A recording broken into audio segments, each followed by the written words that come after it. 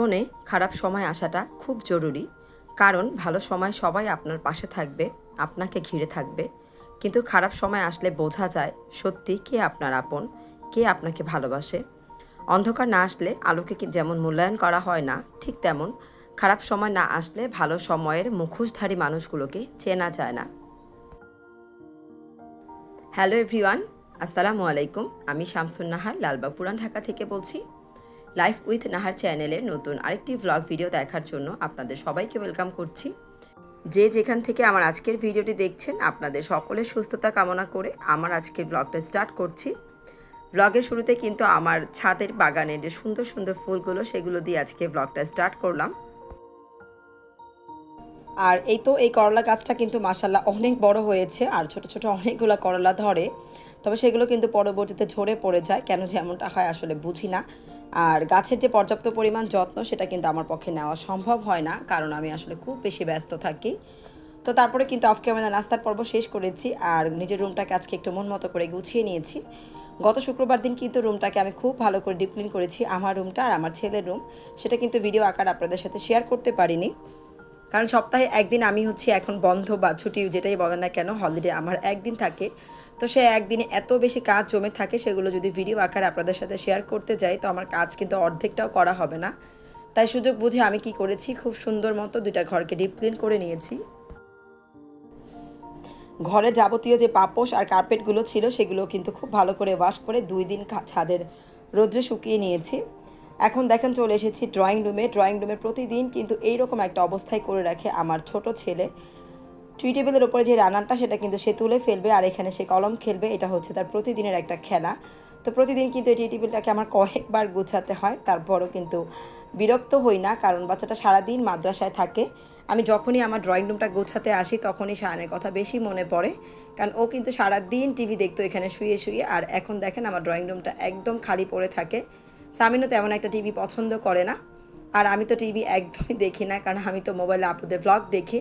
তবে মাঝে মাঝে সুযোগ পেলে যখন মনে পড়ে, তখন কিন্তু টিভিতে বসে বসে অনেক আপুদের ব্লগ দেখার চেষ্টা করি। আর পরবর্তীতে আমি কিন্তু মোবাইলে কমেন্টের মাধ্যমে জানিয়ে দিই টিভিতে তোমার ভিডিও দেখেছি, আর এখন মোবাইলে কমেন্ট করে দিচ্ছি। রুমগুলো গোছানোর পাশাপাশি আমি কিন্তু রান্নার কাজটাও করছিলাম, যেহেতু লাইনের গ্যাসটা খুব কম। তো রান্না করতে অনেক সময় লেগে যাবে, তো অল্প অল্প করে রান্নার কাজও করে নিচ্ছিলাম, আর রুমগুলো কিন্তু গুছিয়ে নিচ্ছিলাম। তো আজকে আমি ডিম দিয়ে আলু রান্না করব। আর এই যে আজকের যে রেসিপিটা, সেটা একটা রাজশাহীর আপুর কাছ থেকে শেখা। তো কখনো করা হয়নি, আজকে ফার্স্ট টাইম এটাকে ট্রাই করে দেখলাম। তো খাওয়ার পর যেহেতু ভিডিও ভয়েস দিচ্ছি, তো বলতে পারছি আলহামদুলিল্লাহ রেসিপিটা কিন্তু খুব ভালো লেগেছে, আর খুব সহজে ঝটপট রান্নাটাও হয়ে গিয়েছে, খেতেও কিন্তু দারুণ লেগেছিল। আর এদিকে কিন্তু আমার ডালটাও হয়ে গিয়েছে, এটাকে শুধু এখন ফোড়ন দিয়ে নিব।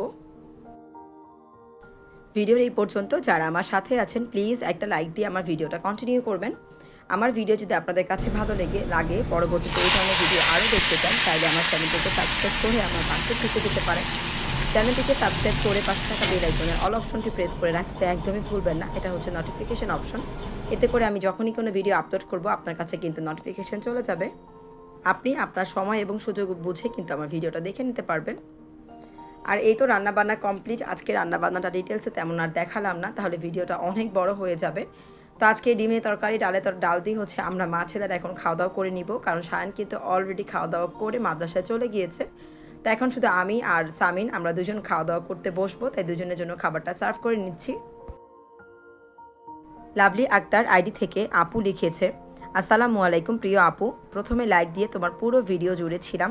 প্রথমে নাস্তা দেখালে, সবাই নাস্তা করলে, ড্রয়িং রুম দেখালে, সব কিছু পরিষ্কার করে নিলে, কথা বলতে বলতে সব কাজ করে নিলে আপু। তোমার কথা শুনে খুব ভালো লাগলো।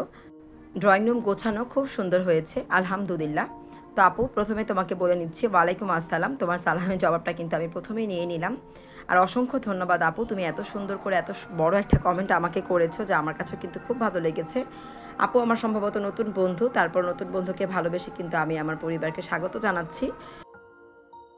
তোমার পরিবারেও কিন্তু আমি সময় মতো চলে যাব ইনশাল্লাহ। তারপর অনেক সময় হয় কি আপু, কাজের ব্যস্ততায় আমরা অনেক সময় ভুলে যাই। তো তাই বলে কিন্তু অনেক নতুন নতুন বন্ধুরা ইদানিং দেখছি আমার সাবস্ক্রাইব কেটে যাচ্ছে, তার মানে অনেক বন্ধুরা চলে যাচ্ছে। তো যে চলে যাওয়ার, তার জন্য কিন্তু মোটেও আফসোস লাগে না। আর যারা বন্ধু হয়ে পাশে থাকবে, তারা কিন্তু 1-2 দিনে হাতটা ছেড়ে দেয় না। তারা কিন্তু ভিডিও দেখতে দেখতে কমেন্ট করতে থাকে, আর আমরাও কিন্তু বুঝতে পারি যে বন্ধুগুলো আমাদের স্থায়ী একজন বন্ধু, যারা কিনা ভালোবেসে আমাদের হাতটা শক্ত করে ধরেছে, সহজে ছাড়বে না। তো তখন কিন্তু আমরাও তাদের পরিবারে ব্যাক করি। তো ইনশাল্লাহ আপু, তোমার পরিবারও আমি সময় মতো চলে যাব, যদিও ভুলে যাই আমার কমিউনিটিতে একটা হাই হ্যালো দিয়ে যাবা। আর আজকে তুমি আমার ভিডিও দেখছো কিনা, যদি দেখে থাকো ছোট্ট একটা কমেন্টে অবশ্যই আমাকে জানাবে। খাওয়া দাওয়ার পর্ব শেষ করে কিন্তু কিছুক্ষণ রেস্ট নিয়েছি, তারপরে হচ্ছে একটা হাতের কাজ নিয়ে আপনাদের কাছে চলে আসলাম। আমার কয়েকটা ভিডিও আগে কিন্তু আপনাদের সাথে শেয়ার করেছিলাম, কুরশি কাটার একটা নতুন কাজ ধরেছি, তবে কি বানাচ্ছি সেটা কিন্তু আপনাদের সাথে শেয়ার করিনি, বলেছিলাম সারপ্রাইজ থাকুক, যখন কাজটা শেষ করব আপনাদের সাথে অবশ্যই শেয়ার করব। তো এখানে আমার কাজটা কিন্তু শেষ হয়ে গিয়েছে, যার জন্য আজকে আপনাদের সাথে শেয়ার করতে বসেছি। তো ইতিমধ্যে কিন্তু আপনারা বুঝে গিয়েছেন কুরশি কাটার যে কাজটা, সেটা আমার কোরআন শরীফের কোনো কাভার তৈরি করেছি। আর কোরআন শরীফের কাভারটা তৈরি করার জন্য আসলে অনেক বেশি সময় লেগে গিয়েছে, ব্যস্ততার কারণে আমার কিন্তু এত সময় লাগে না, তবে অনেক বেশি সময় লেগে গিয়েছে। আর এই কোরআন শরীফের কাভারটা কিন্তু আমি আমার নিজের জন্য তৈরি করিনি। আমার ভাগ্নি বোনের ছোট মেয়েটা, ও হচ্ছে হুজুরের কাছে পড়ে, তো ওর কায়দা আর আমপাড়া পড়া কিন্তু শেষ, ও এখন কোরআন শরীফ নিয়েছে। তো এই কাভারটা কিন্তু ওর জন্যই তৈরি করেছি। এর থেকে ভালো গিফট আমি ওর জন্য আর খুঁজে পাইনি। কোরআন শরীফ নেওয়া উপলক্ষে ওকে যে একটা গিফট দিব, এর থেকে ভালো গিফট আমার কাছে মনে হয় না ওর জন্য আর হতে পারে। তো এটা কিন্তু ও জানে না, আমি একদিন চুপি সারে ওর কোরআন শরীফের কোরআন শরীফের মাপ নিয়ে এসেছি, আর সেই মাপ অনুযায়ী বানিয়েছি। তবে এটা কাজ একটু বাকি আছে, আমি চিন্তা করেছি ওদের বাসায় যেয়ে কোরআন শরীফটা যখন আমি আটকে এক সাইডে আমি সেই মাপ অনুযায়ী আটকে দিব, তবে আপনাদের সাথে তখন তার শেয়ার করা হবে না। তাই এখন আপনাদের সাথে শেয়ার করে নিচ্ছি কোরআন শরীফের কাভারটা আসলে দেখতে কেমন হবে। দুই দিকে কিন্তু এমন আটকানো থাকবে, আর মাঝখানটা কিন্তু খোলা থাকবে। আর এর ওপরের যে অংশটা, সেই অংশে আমি হচ্ছে একটা ইয়েলো কালারে ফুল করেছি, এটাও কিন্তু কুরশি কাটা দিয়ে করেছি। আর এর মাঝখানে হচ্ছে একটা লাল রঙের মতি বসিয়ে আমি এটাকে ডেকোরেশন করে দিচ্ছি দেখা সৌন্দর্যের জন্য। ডেকোরেশনের এই কাজটা কিন্তু আমি ওদের বাসায় যেয়েই করবো কোরআন শরীফের মাপ অনুযায়ী, তবে আপনাদের সাথে দেখানোর জন্য শুধুমাত্র এখন শেয়ার করে নিচ্ছি। আমার হাতের তৈরি কুরশি কাটা দিয়ে কোরআন শরীফের এই কাভারটা কেমন হয়েছে প্লিজ আমাকে কমেন্টে কিন্তু জানাতে একদমই ভুলবেন না। আপনারা যখন আমার হাতের কাজ নিয়ে খুব প্রশংসা করেন, সত্যি আমার কাছে কিন্তু ভীষণ ভালো লাগে, তখন না নতুন নতুন আরও কাজ করতে ইচ্ছে করে। তো ইনশাল্লাহ আমি কিন্তু অনেকগুলো কাজের প্ল্যান মাথায় করে রেখেছি, আস্তে ধীরে করব, যেহেতু বললাম অনেক বেশি ব্যস্ত থাকি, চাইলেও করতে পারি না। অনেক সময় তো সুতা আনার জন্য সময়টা পর্যন্ত করে উঠতে পারি না, যে চকবাজারে যেয়ে আমি আবার সুতা আনবো, এই সময়টা করে ওঠার জন্য কিন্তু অনেক সময় কাজে অনেক বেশি লেট হয়ে যায়। তো যাই হোক, এই তো আমার কোরআন শরীফের কাভারটা কিন্তু ঠিক এরকমটা হয়েছে দেখতে, আমার কাছে তো মাশাআল্লাহ খুব ভালো লাগছে। আর এখন প্রায় সন্ধ্যাবেলা চলে এসেছি, বাচ্চাদের জন্য একটু নাস্তা করব, সন্ধ্যা কিন্তু একদম হয়নি, আর একটু বাকি আছে। তো আজকে বাচ্চাদের জন্য পাস্তা রান্না করব। তো এখানে কিন্তু আমি কিছুটা পরিমাণ বাটার দিয়ে দিয়েছি প্রথমে, আর অফ ক্যামেরায় পাস্তাটা কিন্তু আমি সেদ্ধ করে রেখেছি আগেই। তো বাটারটা যখন মেল্ট হয়ে যাচ্ছে, তারপরে এর মধ্যে কিন্তু আমি আগে থেকে ম্যারিনেট করে রাখা চিকেনটাও দিয়ে দিচ্ছি। তো আমি কিন্তু এর মধ্যে তেলটা অ্যাড করতে ভুলে গিয়েছিলাম, পরবর্তীতে আবার একটু তেল দিয়ে দিলাম। পাস্তা রান্না করতে করতে একজন প্রিয় আপুর কমেন্ট পড়ে নিচ্ছি। Bangla GK diary books ID থেকে আপু লিখেছেন, আপু আমিও মাদ্রাসায় পড়েছি, ওর লেখাটা কিন্তু খুব সুন্দর। তোমার লোগোতে যে ছবিটা ওর মুখটা দেখাবে, মুখটা মায়া লাগা, ওকে একদিন দেখাবে অবশ্যই। তা আপুকে কিন্তু আমি কমেন্টে রিপ্লাই দিয়ে দিয়েছি, তারপর আপনাদের ভিডিওর মাধ্যমে জানিয়ে দিচ্ছি, এতে করে আপনারা সবাই জানতে পারবেন। আমার চ্যানেলের যে লোগোতে ছবি দেওয়া, সেই ছবিটা কিন্তু আমার ছোট ছেলে সায়ানের না। আমার ছোট ছেলে সায়ান কিন্তু ছোটোবেলা এত কিউট ছিল না। আমার বড় ছেলে সামিন ছোটোবেলা থেকে মাশাআল্লাহ নাদুস নুদুস আর অনেক কিউট ছিল, খুব সুন্দর ছিল। তবে সায়ান কিন্তু খুব ছোট্ট হয়েছিল আর এত সুন্দর কিউট ছিল না। তারপরও পরবর্তীতে কিন্তু মাশাআল্লাহ ওর স্বাস্থ্য অনেক পরিবর্তন এসেছিল। তবে তারপর যে ওর স্বাস্থ্যটা এত চেঞ্জ হলো, ও হচ্ছে আমার মতো শুকনা, একদম হাড্ডিতে হাড্ডি দেখা যায় এমন একটা অবস্থা।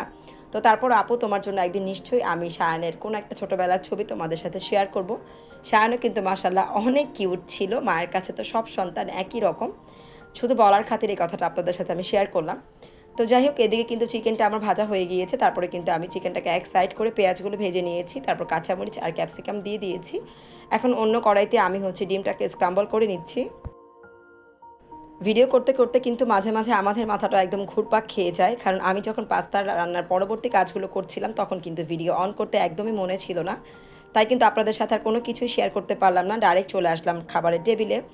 তো এখন হচ্ছে খাবারগুলো টেবিলে সার্ভ করছি দুই বাচ্চার জন্য, আমিও কিন্তু খেয়ে নেব। সায়ান যেহেতু একা হাত দিয়ে খায় না, ও আর আমি এক প্লেটে খেয়ে নেব। তো এই ছিল আমাদের আজকে বিকালের নাস্তা, পাস্তা আর হচ্ছে কোক। এই দিয়ে আমরা আমাদের নাস্তার পর্বটা শেষ করে নিচ্ছি।